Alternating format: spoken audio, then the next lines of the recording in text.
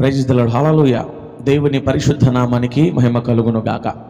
చిన్న లేఖనాన్ని చదువుకుందాం. ఆది కాండము 50వ అధ్యాయము 21వ వచనాన్ని నేను చదువుతున్నాను. నేను మిమ్మును మీ పిల్లలను పోషించదనని చెప్పి దేవునికి స్తోత్రం కలుగును గాక. నిజమే, ఈరోజు ఈ వర్తమానము నీ కొరకు, నా కొరకు, నీ కుటుంబం కొరకు, నా కుటుంబం కొరకు, మనందరి కొరకు దేవుడు ప్రత్యేకంగా పలికిస్తూ ఉన్నాడు. నేను మిమ్మును మీ పిల్లలను పోషిస్తాను. బైబిల్ చెబుతుంది, సింహపు పిల్లలైన ఆకలితో ఉంటాయేమో కానీ నన్ను నమ్ముకున్న నా ప్రజలు ఎన్నటికీ ఆకలి కొనరు. నా హస్తము ఎడతెగక వారికి తోడుగా ఉంటుంది అని చక్కటి మాటలు బైబిల్ గ్రంథంలో దేవుడు రాయించుంచాడు. దేవుని బిడ్డలారా, నిజమే కదా. మనము ఎవరి ద్వారా పోషించబడుతున్నాం? మనము ఎవరి ద్వారా మన ఆకలిని తీర్చుకోగలుగుతున్నాం? మనము ఎవరి ద్వారా ఈ లోకంలో ఇంత చక్కగా బ్రతకగలుగుతున్నాము అంటే మన దేవుడైన యెహోవా.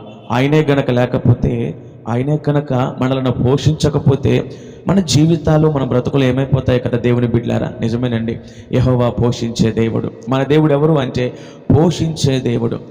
నిన్ను, నీ కుటుంబాన్ని, నన్ను, నా కుటుంబాన్ని, మనందరినీ కూడా సర్వ సమృద్ధులకి నడిపించగల సమర్థుడు యేసయ్య. అయితే ఈరోజు మరి యేసయ్య ఎవరిని పోషిస్తాడు, ఎవరికి సమృద్ధినిస్తాడు, ఎవరిని ఆయన సర్వ సమృద్ధులకి నడిపిస్తాడు, కరువులో కూడా సుభిక్షముగాను సంతోషముగాను ఉంచుతాడో ఒక్క చిన్న మాట నేను మీకు చూపిస్తాను. మీరు కూడా ఆ భక్తురాల వలె చేయగలిగితే మీ జీవితంలో మీరు ఎన్నో అద్భుతాలు చూస్తారు. మీకు తెలుసు కదా, రాజుల గ్రంథములో సారెపతే విధవరాల యొక్క చరిత్ర.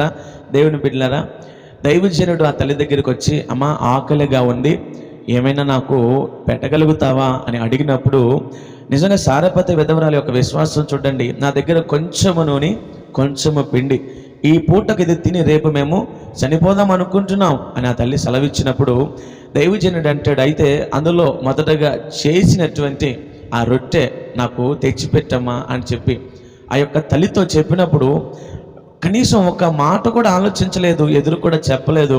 దైవజనుని గౌరవించింది, దైవజనుని దేవుడు ఒక ప్రతిరూపంగా భావించింది. వెంటనే వెళ్ళింది, తన దగ్గర ఉన్నది ఏదో మొదటిగా తెచ్చి దైవజనుడి చేతిలో పెట్టింది. ఈరోజు దేవుని బిడ్డలారా, నేను చెప్పదలుచుకున్న మాట ఏమిటి అంటే, ఈరోజు మన కుటుంబాలు పోషించబడాలి, మన కుటుంబాలు దీవించబడాలి, సర్వ సమృద్ధిలోకి రావాలి అంటే మనము మొదటగా దేవునికి స్థానము ఇవ్వాలి. దేవుని బిడ్డలారా, మనకున్నా లేకపోయినా, మనము తిన్నా తినకపోయినా, మనము బాగున్నా బాగోకపోయినా, మనము దేవునికి మన హృదయాలు అర్పించే వరంగా ఉండాలి. ఇక్కడ డబ్బు గురించి ప్రస్తావన తేవట్లేదు, కానుకల గురించి ప్రస్తావన తేవట్లేదు, దశమ భాగాల గురించి ప్రస్తావన తేవట్లేదు. కానీ దైవజనుని గుర్తించింది, గౌరవించింది, దేవుని ప్రతిరూపంగా భావించింది, తడువు చేయకుండా వెళ్ళింది, తనకున్నదేదో తెచ్చింది, తద్వారా ఆశీర్వాదం పొందుకుంది. చూడండి, రాజులు సహితము కూడా ఆ తల్లి ఇంటికి వచ్చి భోజనం చేశారు అంటే అది ఎంత గొప్ప ప్రేమ, దేవుని కృప, ఆయన దయో మీరు అర్థం చేసుకోవాలి. దేవుని బిడ్డలారా, ఈరోజు ఒకటి జ్ఞాపకం ఉంచుకోండి, ఎవరి ఇంటిని దేవుడు దీవిస్తాడు, సర్వ సమృద్ధి ఎవరికి కలుగుతుంది, దేవుడు ఎవరిని పోషిస్తాడు అంటే ఎవరైతే దేవునికి ప్రథమ స్థానం ఇస్తారో, దేవునికి ఎవరైతే మొట్టమొదటి, అయ్యా ఇదిగో నేను కలిగి ఉన్నది నీకు ఇస్తున్నాను, నా హృదయాన్ని నీకు ఇస్తున్నాను, నా జీవితంలో ఫస్ట్ టైం నీకే, దేవుణ్ణి గౌరవించి, సేవకుని గౌరవించి ఆయన సన్నిధిలో ఆయన వెంటబడి నడుస్తారో వారిని దేవుడు దీవిస్తాడండి, వారిని దేవుడు ఆశీర్వదిస్తాడండి. ఈరోజు నా దేవుడు చెబుతున్న మాట ఏమిటంటే, నేను నిన్ను పోషిస్తాను, నిన్ను నీ పిల్లలను పోషిస్తాను. నువ్వు కూడా సారెపతే విధవరాల్లాగా నీకున్నది మొట్టమొదటిగా తెచ్చి దేవునికి ఇవ్వగలిగితే, దేవుని సన్నిధులు నువ్వు పెట్టగలిగితే తప్పకుండా దేవుడు నేను బ్లెస్ చేస్తాడు. సారెపతే విధవరాలు తడుక్కోలేదు, గొనుక్కోలేదు, సనుక్కోలేదు, దేవుడిగా భావించింది దైవజనుడిని, తనకున్నది తెచ్చి దైవజనుడికి ఇచ్చింది. ఈరోజు నువ్వు గుర్తుంచుకో, నీ కుటుంబం పోషించబడాలి అంటే నీవు మొదటి స్థానం దేవునికి ఇవ్వాలి. మొదటి స్థానం చుట్టాలకు కాదు, స్నేహితులకు కాదు, ఇతరత్ర వ్యక్తులకు కాదు, డబ్బుకు కాదు, ఉద్యోగానికి కాదు, ఇంకా వేరే ఎక్సెట్రా దేని కొరకో కాదు. నువ్వు మొదటి స్థానం దేవునికి ఇస్తే దేవుడు కూడా నీకు అట్లనే తిరిగి నీకు, నీ కుటుంబానికి మేలైనటువంటి దీవెనలు, మెండైన ఆశీర్వాదాలు నీకు ఆయన బహుమానంగా అందజేస్తాడు. ఆలోచించుకో, నీ కుటుంబం పోషించబడాలి, నీ బిడ్డలు జీవితాలు సుఖముగా సౌఖ్యంగా ఉండాలి అంటే, నీ లైఫ్ స్టైల్ మారాలి అంటే, నువ్వు బాగుండాలి అంటే దేవునికి ప్రథమ స్థానం ఇవ్వాలి. నీ జీవితంలో దేవునికి చోటు ఇవ్వాలి. దేవునికి నువ్వు నీ జీవితంలో ఆయనకంటూ ఒక ప్రత్యేకమైనటువంటి స్థానాన్ని కల్పించాలి. దేవుని బిడ్డలారా, అలా ఉన్నప్పుడే మనము పోషించబడతాం, మనము దీవించబడతాం, మనము ఆశీర్వదించబడతాం. మరి ఆలోచించండి, ఈ రోజు నుంచి మీరు కూడా సారెపతే విధవరాల్లాగా మీ జీవితంలో దేవునికి ప్రథమ స్థానం ఇవ్వండి. తప్పకుండా దేవుడు మిమ్మల్ని దీవిస్తాడు. ఆయన కృప మీకు తోడుగా ఉంచుతాడు. మీ కుటుంబాలకు నెమ్మది కలుగజేస్తాడు. చిన్న ప్రార్థన చేద్దాం. కళ్ళు మూసుకోండి. మహాపరిశుద్ధుడైన వాడ, వందనాలు.